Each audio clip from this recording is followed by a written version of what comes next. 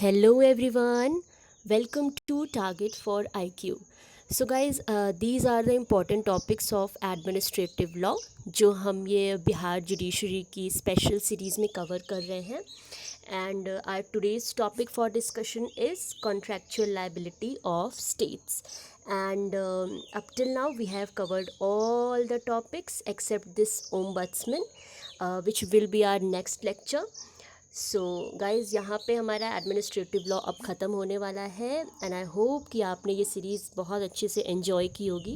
And when it comes to revision, आप playlist open करिएगा on this channel target for IQ, और in one sitting you can revise the whole administrative law along with the previous year questions. Okay, so our today's topic is liability of government. उसी में आएगा contractual liability of states. Okay, so let's start today's discussion. So अभी तक हमने बहुत सी बातें की, जैसे कि सरकार के पास ये राइट्स हैं, गवर्नमेंट को ऐसे काम करना चाहिए, गवर्नमेंट ये कर सकती है, ये पावरफुल है और अदर थिंग्स. बट अब हम यहाँ पे देखेंगे कि where there is a right there is a duty. तो गवर्नमेंट के पास अगर राइट है तो गवर्नमेंट के पास कुछ ड्यूटीज़ भी हैं जिन्हें उन्हें हमेशा पूरा करना रहेगा. और अगर गवर्नमेंट खुद कुछ गलत करती है तो उसके लिए government itself will be liable. तो देखिए, लाइबिलिटी ऑफ गवर्नमेंट की जब बात आती है तो दो तरीके से ये लाइबिलिटी अराइज होती है. One is contractual liability and the second is tortious liability. तो हमारे एग्ज़ाम में अभी तक कॉन्ट्रैक्चुअल लाइबिलिटी से ही क्वेश्चन पूछा गया है, बट इट डजंट मीन कि टॉर्शियस लाइबिलिटी से क्वेश्चन नहीं आ सकता. डेफिनेटली आ सकता है. इनफैक्ट हो सकता है इस बार टॉर्शियस लाइबिलिटी से ही क्वेश्चन पूछ ले, है ना. सो हम दोनों टॉपिक्स को इक्वली कवर करेंगे. And let's see. या सो स्टार्ट करने से पहले देखते हैं, पहले हम कवर कर रहे हैं कॉन्ट्रैक्चुअल लाइबिलिटी. ओके, तो स्टार्ट करने से पहले चलिए देखते हैं कि कॉन्स्टिट्यूशन में कहाँ कहाँ पे these rights are preserved, right. So as you can see on the screen, article 298 and article 299(1). इसके अलावा भी कुछ आर्टिकल्स हैं जो भी आगे हम समझ लेंगे. आर्टिकल 298 क्या बोलता है? That executive power of the union end of each state shall extend to the carrying on of any trade or business and the acquisition, holding and disposal of property and the making of contracts for any purpose. तो contracts की बात यहाँ पे होगी ना. आप definitely अपना बैराक खोलिए, देखिए, तब आपको अच्छे से समझ में आएगा. सो कॉन्ट्रैक्ट की बात कर रहे हैं तो yes, they are talking of contractual liability. When it comes to article 299(1), तो it prescribes the mode and manner of execution of such contracts. Okay, let's further. but okay, उस contractual liability स्टार्ट करने से पहले चलिए समझ लेते हैं contractual liability का मतलब क्या है. ठीक है, तो as the term itself indicates, it is something which is arising out of a contract. Okay, it is a kind of liability जो contract से arise हो रही है. Okay, so अब देखिए, कॉन्ट्रैक्ट बनाता कौन है? हमने कॉन्ट्रैक्ट एक्ट 100% पढ़ा होगा. So contract is always made between two parties. दो पार्टीज़ मिलके बनाती हैं, है ना. एक ए और एक बी अपनी टर्म्स एंड कंडीशंस रखते हैं और उसी के बेसिस पे एक कॉन्ट्रैक्ट इस्टेब्लिश करते हैं. तो सेम प्रोसीजर यहाँ पे भी अप्लाई होगा, बट येस, यहाँ पे पिक्चर थोड़ी सी डिफरेंट है. तो ये हो गया कॉन्ट्रैक्चुअल लाइबिलिटी. अब देखते हैं what are the requirements of contractual liability. So as you can see on the screen, it must be a written contract. जैसे कि नॉर्मल इंडियन कॉन्ट्रैक्ट एक्ट में हम देखते हैं कि it can be written, it can be oral, right. But यहाँ पे it should be a written contract. Second, every contract must be expressed to be made by the president or governor. ठीक है, why? Because they are the executive heads, right. Third is, every contract must be executed by a person authorized by the president और governor. कि अगर वो खुद नहीं कर सकते हैं तो जिनको उन्होंने ऑथराइज किया है, they will execute that. Last, every contract must be expressed in the name of president and governor. जो भी कॉन्ट्रैक्ट बनेगा वो किसके नाम से होगा? प्रेसिडेंट और गवर्नर के नाम से होगा. All right, so these are the requirements. इसमें एक चीज़ याद रखिएगा कि अगर इट्स अ ओरल कॉन्ट्रैक्ट तो ये बाइंडिंग नहीं होता है.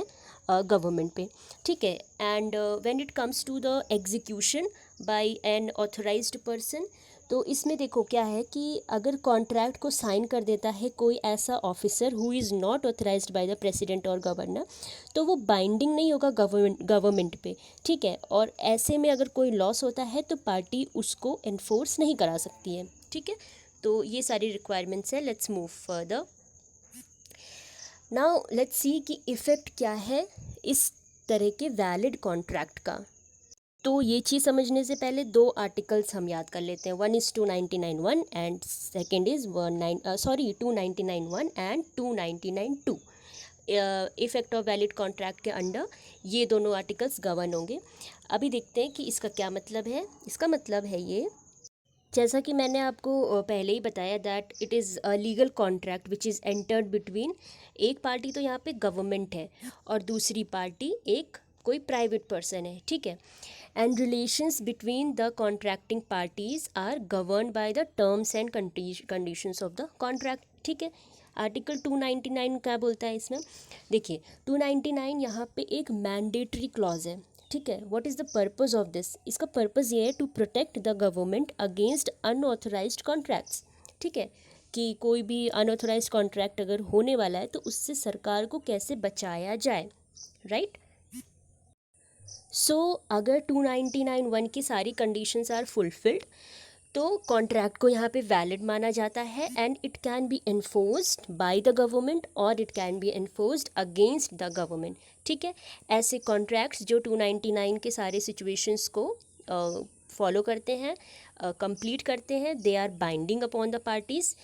और एक बहुत इंपॉर्टेंट चीज़ आप याद रखिएगा, दैट जो इसका सेकंड क्लॉज है दैट इज़ आर्टिकल 299(2), वो ये बताता है कि neither president nor governor shall be personally liable, ठीक है।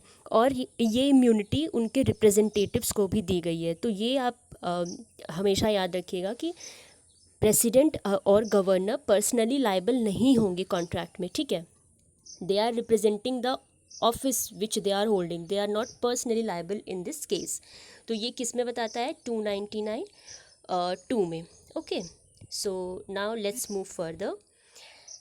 नाउ अब कॉन्ट्रैक्चुअल लाइबिलिटी में इतनी ही चीज़ें थी जो हमारे एग्ज़ाम पॉइंट ऑफ व्यू से इम्पॉर्टेंट है। Next is tortious liability. ये काफ़ी इंपॉर्टेंट एक टॉपिक है और मैंने आपको लेक्चर के स्टार्टिंग में जब इंट्रोडक्शन दिया था फर्स्ट लेक्चर में, तो मैंने बोला था कि when we'll read this liability of government topic, तो इस टॉपिक को हम लॉ ऑफ टॉर्ट्स के साथ पढ़ेंगे क्योंकि ये बिल्कुल सिमिलर है, ठीक है।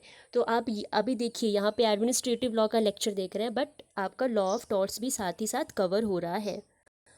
सो टॉर्शियस लाइबिलिटी को समझने के लिए हमें जो डॉक्ट्रिन समझनी है that is the doctrine of vicarious liability, okay. Vicarious liability means what, so it refers to a situation जहाँ पे one person is held liable for the act or omission of another person, कि मतलब गलती मेरी नहीं है, okay, किसी दूसरे की है, but who is liable here, I am liable. तो ये चीज़ यहाँ पे है, जैसे कि मान लीजिए कोई पर्सन है हु इज़ ए और उसको लाइबल ठहराया जाता है बी के टॉल्ट के लिए जो बी सी के अगेंस्ट करता है। क्यों भाई ए क्यों लायबल होगा, because of certain conditions, may be A और बी में प्रिंसिपल एंड एजेंट का रिलेशन हो, मास्टर या सर्वेंट का रिलेशन हो, may be they are partners, ठीक है। तो जो भी पर्टिकुलर सिचुएशन है अगर उसमें फॉल करेगा, ये ए और बी फॉल करेंगे, तो yes A can be held liable for the tort of B which B have done, जिससे बी ने किया है अगेंस्ट सी, ठीक है। What is the requirement here, vicarious liability की रिक्वायरमेंट क्या होगी, A should stand in a particular relationship. ये बहुत इंपॉर्टेंट है, एम ही तो कोई रिस्पॉन्सिबल नहीं हो जाएगा ना, यहाँ पे ये इंपॉर्टेंट है that A should always stand in a particular relationship and that B's tort should be referable in certain manner to the relationship, ठीक है। यानी कि जो रिलेशनशिप ए और बी के बीच में है उसी due to that relationship, due to the work done in the pursuance of that relationship C affect हुआ है, then only A will be responsible, ठीक है। तो ये सारी चीज़ें हैं, जब हम लॉ ऑफ टॉर्ट्स पढ़ेंगे तो उसमें इसको बहुत अच्छे से एक्सप्लेन किया जाएगा because it is a very important and interesting topic. But यहाँ पे this much is sufficient and I hope आपको समझ में आया, और नहीं आया तो प्लीज़ डू आस्क। मैं नेक्स्ट जो मेरा लेक्चर होगा which will be our last lecture, उसमें I will explain it again. Okay, and yes one more thing, अगर आपको कोई भी टॉपिक कम समझ में आया है तो आप इस लेक्चर के नीचे कमेंट में मुझे बता दीजिएगा कि मैम इसको दोबारा एक्सप्लेन कर दीजिए, तो मैं उसको दोबारा एक्सप्लेन कर दूँगी, बिकॉज इसके बाद का जो टॉपिक है वो हमारा लास्ट टॉपिक होगा। ठीक है, इसीलिए कहा जाता है that the master may be held liable for the torts committed by his servant in the course of employment। yes, ये लाइन आप याद रखिएगा कि कोर्स ऑफ एम्प्लॉयमेंट में होना चाहिए। अगर ये अपने कुछ पर्सनल टॉल्ट करता है जिसके लिए कोर्स ऑफ एम्प्लॉयमेंट में वो नहीं था, या उसका कुछ पर्सनल मिस्टेक है, तो उसके लिए वो लाइबल, उसका मास्टर या उसका प्रिंसिपल लाइबल नहीं होगा। ठीक, okay. Now, what is the basis of this doctrine? So the basis of this doctrine is, first is respondent superior। ये सब देखिए डायरेक्ट क्वेश्चन आते हैं इन आर एग्जाम्स। ओके, तो इसको बिल्कुल भी भूलने की गलती नहीं करना है हमको। रिस्पोंडेंट सुपीरियर, इसका क्या मतलब है in English? Let the principal be liable. देखो, रिस्पोंडेंट सुपीरियर मान लो नहीं याद आ रहा है ना, फिर भी याद रखना कि किसी ऐसे इंसान की बात हो रही है जो सुपीरियर है यहाँ पे, जो आगे ऊपर है। तो ऊपर कौन रहता है? जो प्रिंसिपल है। हमारे स्कूल में क्या होता था, प्रिंसिपल सर सबसे ऊंचे रहते थे ना, I mean post according to his post सबसे ऊपर रहते थे। तो ये चीज़ है, याद रखने का तरीका।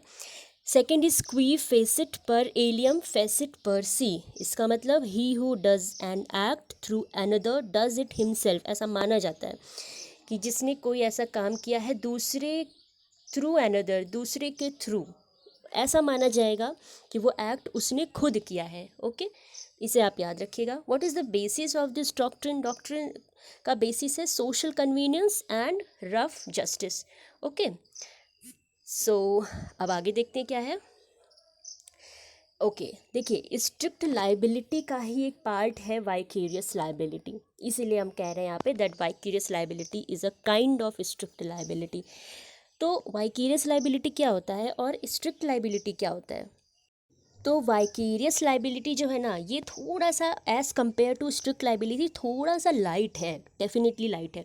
क्योंकि इसमें क्या होता है दैट लाइबिलिटी, देखो लिखा है ना यहाँ पे, liability arises because of the relationship between the principal and the wrong doer. अगर कोई रिलेशनशिप नहीं है प्रिंसिपल एंड रॉन्ग डूअर के बीच में, तो ये जो रॉन्ग डूअर है, सॉरी, ये जो प्रिंसिपल है ये लाइबल नहीं होगा, है ना।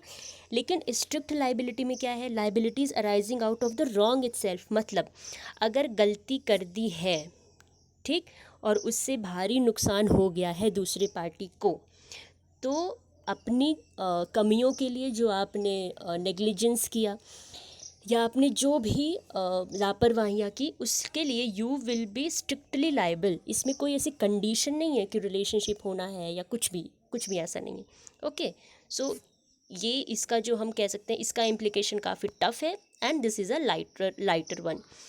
ठीक, कॉन्स्टिट्यूशनल प्रोविज़न इससे भी रिलेट करते हुए उनको देखते हैं कौन है। तो they are article 294B and 331। देखो 294B आप बेयर एक्ट खोल के देखिएगा क्या कहता है, that the liability of the union government और स्टेट गवर्नमेंट में arise out of any contract और अदरवाइज। तो जो यहाँ पे अदरवाइज टर्म दिया है ना आर्टिकल 294B में, उस अदरवाइज को हम ये कंसिडर कर सकते हैं, मान सकते हैं that it is talking of the liability which is arising in respect of tortious acts also. ठीक है, और जो 331 है, इस 330 क्लॉज 1, इसमें तो जो एक्सटेंट है लाइबिलिटी का वो उसको बताया गया है दैट इट इज़ फिक्स्ड। ठीक है, तो आप इसको बेयर एक्ट से देख के समझ सकते हो अच्छे से। बस याद रखना दैट वाइकेरियस लाइबिलिटी के रिस्पेक्ट में these two articles are important. Okay, yes, next topic is that sovereign and non sovereign functions. This is a very important topic in vicarious liability. ठीक है, सो इस टॉपिक में ना सारी लड़ाई जो रही वो sovereign and non sovereign functions के बीच में ही रही, कि अगर ये सॉवरेन फंक्शन है तो क्या होगा, नॉन सॉवरेन फंक्शन है तो क्या होगा। तो इस रिस्पेक्ट में 1861 में देखिए ये केस आया था, इसको हम शॉर्ट में P&O स्टीम नेविगेशन केस भी बोलते हैं, जिसका फुल फॉर्म है peninsular and oriental steam navigation. ठीक है, तो इस केस में डिस्टिंक्शन बताया गया था sovereign and non sovereign functions के बीच में। देखिए यहाँ पे कुछ एग्जांपल्स मैंने लिख दिए 2-3, बट ये इसके लिए लिस्ट काफ़ी लंबी है। जैसे कि वॉर हो गया, फॉरेन रिलेशंस हैं, प्रिंटिंग ऑफ करेंसी नोट्स हैं, इस तरह की चीज़ें सॉवरेन फंक्शंस हैं। बट इसको हम आसान आसान शब्दों में समझते हैं पहले कि हम कैसे समझेंगे कि कोई चीज़ सॉवरेन फंक्शन है या नहीं। तो देखो, सॉवरेन फंक्शंस आर दोज जिसमें government alone and no one else can perform. इसमें परफॉर्मेंस देख रहे हैं कि अब जैसे वॉर है तो इसमें कोई भी इंसान या कोई भी इंस्टीट्यूशन कोई दूसरा परफॉर्म नहीं कर सकता एक्सेप्ट द गवर्नमेंट, ठीक है। And which can not be allowed to be performed by private individuals, ठीक है, जिसकी परमिशन भी हमें नहीं मिलनी है कि दूसरा कोई इन्फॉर्म कर दे। फॉरेन रिलेशंस गवर्नमेंट के अलावा कोई दूसरा इस्टेब्लिश कर सकता है क्या? नहीं, ठीक है। तो इस तरह के जो फंक्शंस हैं ये सब सॉवरेन फंक्शंस आएंगे, ठीक।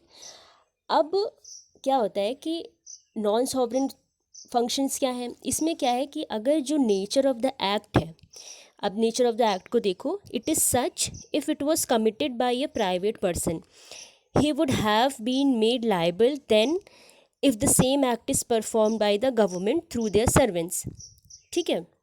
देखो इसका मतलब ये है, मान लो कोई एक्ट हुआ और उस एक्ट का नेचर ऐसा है कि अगर कोई प्राइवेट पर्सन वो एक्ट करता तो हम उसको डेफिनेटली लायबल कर देते, ठीक है।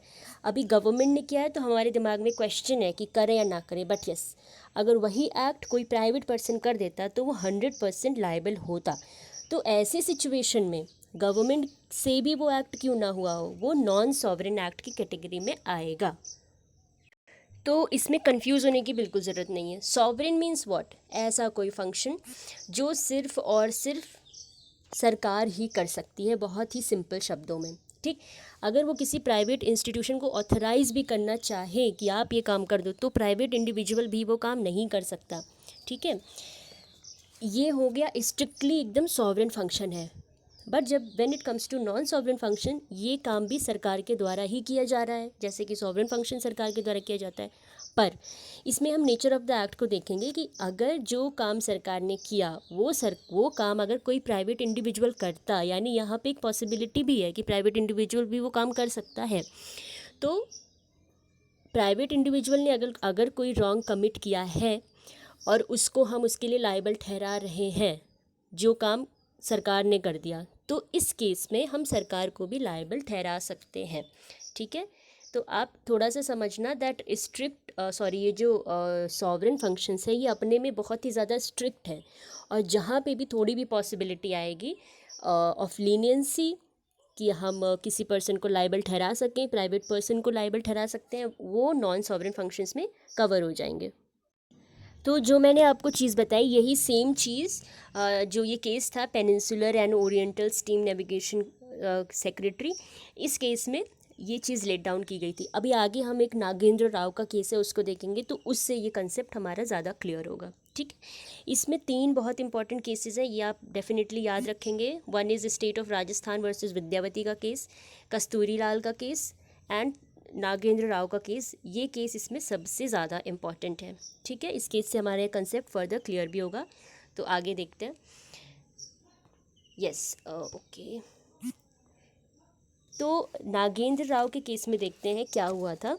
इस केस में जो कंसेप्ट ऑफ सॉवरेन इम्यूनिटी है उसके बारे में जस्टिस RM सहाय ने क्या बोला था। He said that the concept of sovereign immunity has lost its relevance in the present Indian Constitution. पहले क्या जाता था ना कि king can do no wrong, तो भाई वो सॉवरेन है। बट अब जिस तरह से हमारा इंडियन कॉन्स्टिट्यूशन है तो वो जो कंसेप्ट था सॉवरेन इम्यूनिटी का वो अपनी पहचान धीरे धीरे खो रहा है। अभी क्या है कि हमारा जो कंट्री है it is a welfare state, ठीक है, और यहाँ पे rule of law prevails. So the state has shifted from having rights and powers, state जो हमेशा अधिकारों की और पावर की बात करता है वहाँ से ये स्टेट शिफ्ट हुआ है of having duties and responsibilities, ठीक है। तो राइट्स एंड पावर से कहाँ शिफ्ट हुआ? ड्यूटीज़ और रिस्पॉन्सिबिलिटी की तरफ। And so in this respect, keeping in mind this thing, government ने ये जो डिवीज़न बेंच थी, इस केस में डिवीज़न बेंच बैठी थी, इन्होंने जो एक्सपेंशन है सॉवरेन फंक्शंस का, इसको काफ़ी लिमिट कर दिया, इसीलिए यहाँ पे लिखा हुआ है that in this case the division bench limited the expense of sovereign functions by declaring that the state can claim immunity in the matters of, state किस किस मैटर्स में इम्यूनिटी क्लेम कर सकती है, जैसे एडमिनिस्ट्रेशन ऑफ जस्टिस का काम है, maintenance of law and order, repression of crime, printing of currency notes etcetera. जैसे मैंने अभी पीछे बताया था कि वॉर हो गया, ठीक है, एंड फॉरेन रिलेशंस हो गए, प्रिंटिंग ऑफ करेंसीज, चलिए this is a repeated one, ठीक है। तो ये चीज़ उन्होंने बताई, यानी कि आप ये समझ रहे होगे कि जो सॉवरेन फंक्शंस है वो काफ़ी लिमिटेड एरियाज़ में है, but yes non sovereign functions हम इजीली समझ सकते हैं कि अगर उस काम के लिए कोई प्राइवेट पर्सन को हम लायबल ठहरा सकते थे तो येस जो गवर्नमेंट है या उसके जो भी रिप्रेजेंटेटिव है हम उन्हें भी लायबल ठहरा सकते हैं।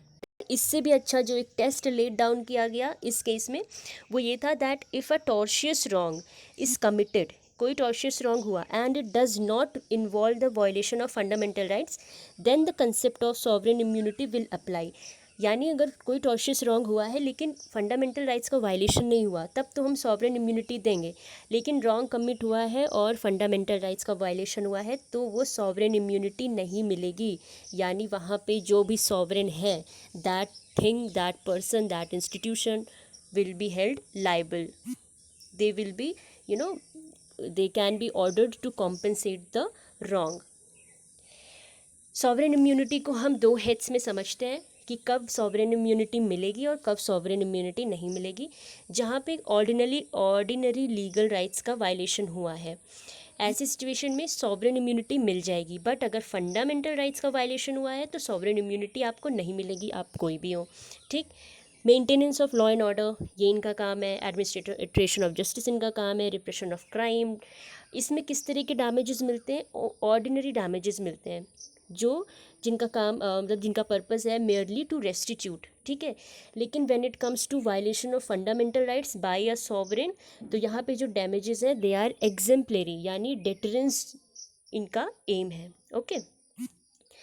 नेक्स्ट थिंग इज इसमें दो इंपॉर्टेंट केसेज है when it comes to violation of fundamental rights. So these cases are Saheli's case and Rudul Sah's case. इन दोनों केसेस में देखिए एक बहुत ही इंपॉर्टेंट बात कही गई थी। कोर्ट ने ये कहा था कि the concept of doctrine of sovereign immunity apply नहीं होगी जहाँ पे द स्टेट या और it's affairs infringe the fundamental rights of the individual, कि अगर स्टेट या उसके जो काम है वो अगर किसी के फंडामेंटल राइट्स को इन्फ्रिंज कर रहे हैं तो वहाँ पे सॉवरेन इम्यूनिटी उनको नहीं मिलेगी। इन सच केसेस क्या कर सकता है कोई individual, so he can move या approach to the court under article 32 and 226, ठीक है, to claim the damages, okay. So this was all in this lecture. इसमें थोड़ा सा जो टेक्निकल पॉइंट है वो सॉवरेन इम्यूनिटी पे ही है कि कब हमें मिलेगा कब नहीं मिलेगा, तो इसमें आपको बहुत ज़्यादा इन्वॉल्व होने की ज़रूरत नहीं है। आप सिंपल सा एक टेस्ट लगाओ जो कि नागेंद्र राव के केस में कहा गया था, that is the violation of fundamental rights, ठीक है। अगर हुआ है तो फिर भाई नहीं मिलना, और अगर नहीं हुआ है तो ठीक है मिल सकता है। और सेकंड चीज़ भी आप दिमाग में रख सकते हैं, दैट इज़ कि वो सारे फंक्शंस जो सिर्फ और सिर्फ सरकार कर सकती है या उसने जिन लोगों को ऑथराइज़ किया है वो कर सकते हैं, वो भी सॉवरेन फंक्शंस में आएगा। इसके अलावा बाकी जितने भी फंक्शंस हैं वो नॉन सॉवरेन फंक्शंस में कवर होंगे, ठीक है। तो अब हम कुछ क्वेश्चन सॉल्व कर लेते हैं। देखिए first question is qui facit per alium facit per se is a maxim in law of tort. ये टॉर्ट्स का क्वेश्चन है बट मैं इस यहाँ पे लेके आई क्योंकि हमारे टॉपिक से ये डील कर रहा है। Is related with which act of tort, तो बस ये तो आप तुरंत बता लोगे, capacity to sue, negligence, vicarious liability या defamation. So it relates to vicarious liability, तो यहाँ पे हमारा आंसर क्या होगा, C. Next is case of Kasturilal versus state of UP is related to fraud of state, contractual liability of state, vicarious liability of state या none of the above, ठीक है। ये मैं आपको बता चुकी हूँ ना, इसका आंसर आप फटाक से कमेंट बॉक्स में करिए, ठीक। Next is the doctrine of vicarious liabilities is applied when there is relationship between, कब लगता है डॉक्ट्रिन ऑफ वाइकेरियस लाइबिलिटी, जब कैसा रिलेशन हो, प्रिंसिपल एंड एजेंट का, सर्वेंट एंड इंडिपेंडेंट कॉन्ट्रैक्टर का, मास्टर एंड सर्वेंट का, या ऑल ऑफ द अबव। यहाँ पे क्या होगा, ऑल ऑफ द अबव, ठीक है। तभी तो अगर ये सारे रिलेशंस नहीं हैं तो फिर ये प्रिंसिपल और ये मास्टर कैसे लाइबल होंगे, है ना। Next question is, for application of the rules of strict liability, which of the following essentials is required? Keeping or storing the dangerous thing by a person on his land. Remember यहाँ पे strict liability की बात कर रहे हैं, not vicarious liability. Non-natural use of the land by the person. Escape of dangerous thing out of the land of the person. Storing or keeping it and causing damage or injury. ठीक है, तो यहाँ पे जो right answer होगा that would be D. ये सारी चीज़ें दे आर द एसेंशियल्स, ठीक है। अगर ये सब प्रेजेंट हैं तो स्ट्रिक्टली लायबल होगा। Next is, okay, according to the constitutional provisions regarding contractual liability of the states, which of the following conditions must be fulfilled, okay, in order to make a contract valid? Constitutional provisions जो है वो मैं आपको बता चुकी हूँ, ज़रूर से उसे याद रखिएगा। देखिए क्या कंडीशंस है, the contract made has to be executed on behalf of the president or governor, ठीक है, गवर्नमेंट, ठीक है, okay. Any executive entering the contract on his own, any contract express to be made without any authority, ठीक है। तो इसका answer आपको क्या लग रहा है 28 का? येस, यू आर राइट, इसका आंसर होगा A, okay. Now let's see next question क्या है। In modern states the executive functions is further classified as quasi legislative, quasi judicial, ministerial and purely administrative functions. This observation is based on which of the following cases. ये question कुछ ऐसा है जो मैंने बोला था ना कि कुछ केसेस भी आते हैं, तो उनको हम यहाँ पे कवर कर रहे हैं, और इसके अलावा भी लेक्चर्स में मैं इंपॉर्टेंट केसेस जो उस टॉपिक से डील करते हैं वो कवर कर चुकी हूँ। तो इस क्वेश्चन का आंसर यहाँ पे होगा मेनका गांधी, इसको आप याद कर लीजिएगा, ठीक। Okay, so this is the end, यहाँ पे हमारा लेक्चर ख़त्म होता है, और इसके बाद बस ओम्बड्समैन पे एक लास्ट लेक्चर बचा है, मैं उसे जल्दी रिकॉर्ड करके ले आऊँगी। और अभी तक आपको कोई भी डाउट हो तो आप इस वीडियो के नीचे कमेंट करके ज़रूर बताइए, मैं नेक्स्ट लेक्चर में उस सारे टॉपिक्स को फिर से एक्सप्लेन कर दूँगी, ओके। सो ठीक है, नेक्स्ट वीडियो में मिलते हैं। Thank you, take care, bye bye.